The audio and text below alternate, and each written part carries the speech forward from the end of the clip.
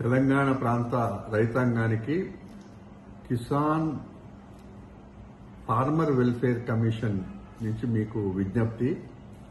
తెలంగాణ రాష్ట్రంలో మనము ఈరోజు ఫిబ్రవరి మాసంలో ఉన్నాము. మామూలుగా ఇది మార్చి తర్వాతనే ఎండలు ముదురుతాయి. అట్లాంటి పరిస్థితికి భిన్నంగా ఫిబ్రవరి లోపలనే ఎండలు తీవ్రంగా వచ్చినాయి. ఎక్కడ పడితే అక్కడ పంటలు ఎండిపోతున్నట్టుగా, రైతులు పెట్టుబడి పెట్టి పాపం ఇబ్బంది పడుతున్నట్టుగా, కొందరైతే ఇంకా ఒక అడుగు ముందుకేసి చాలా మానసికంగా ఇబ్బంది పడుతున్నట్టుగా మా కమిషన్ దృష్టికి వచ్చింది.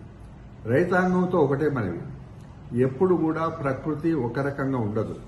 ఒక్కసారి తెలంగాణ రాష్ట్రం ఏర్పడ్డ తర్వాత తెలంగాణలో బాగా ఎక్కువ వర్షాలు పడ్డ రోజులు చూస్తే 13.89 మిల్లీమీటర్లు 2022-23లో పడ్డాయి.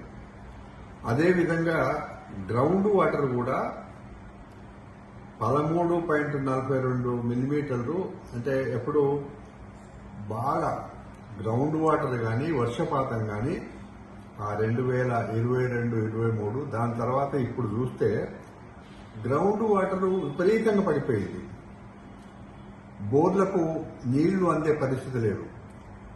పత్రికలలో చూస్తే అక్కడక్కడ చూస్తే భారీ పెట్టుబడి పెట్టి కొత్త బోర్లు వేస్తున్నారు. గ్రౌండ్ వాటరే లేనప్పుడు మీరు ఖర్చు పెట్టి బోర్లు వేసుకుంటే దానివల్ల ఉపయోగం లేదు.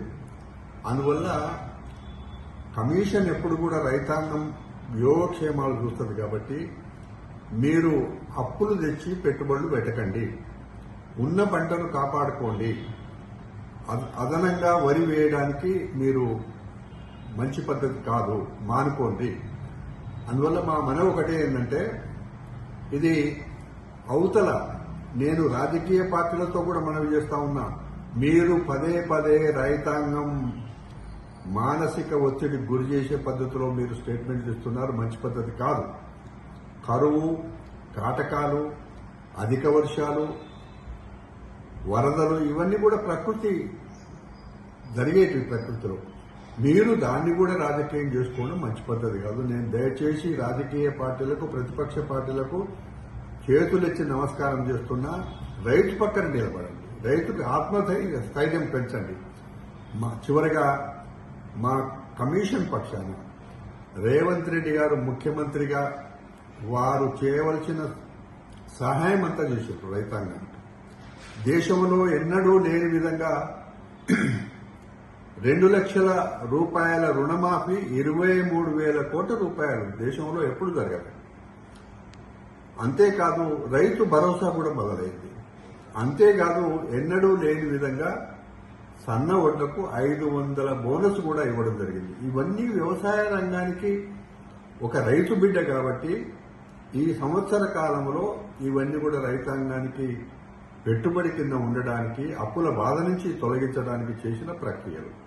అందువల్ల ప్రభుత్వం ఇంకా చేయడానికి సిద్ధంగా ఉంది. కానీ ఈ ఎండాకాలం పంట దయచేసి మీరు సాహసం చేసి బోర్లు వేసుకొని అనవసరంగా పెట్టుబడులు పెట్టకండి. జాగ్రత్తగా ఉండండి. మీ డబ్బులు కాపాడుకోండి, నీటిని కాపాడుకోండి, పంటలు ఎండబెట్టుకోకండి.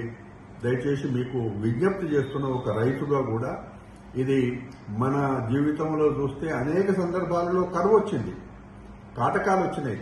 దాన్ని రైతే తట్టుకున్నాడు కానీ ఇంకెవరు కూడా వశం కాదు. రైతుకుండే గుణం చాలా గొప్పది. రైతు దేశానికి వెన్నెముక. రైతు ఎప్పుడు కూడా అన్నం పెట్టే దాత. అందువల్ల మీ ప్రాణం చాలా విలువైంది, మీ కష్టం చాలా విలువైంది. పెట్టుబడి పెట్టిన ప్రతి పైసకి మీకు ఇంతో అంతో లాభం రావాలి. కాబట్టి మీరు ఈ విధంగా నిర్ణయం తీసుకోవద్దని చెప్పి కమిషన్ పక్షాన మీకు మనవి చేస్తాం.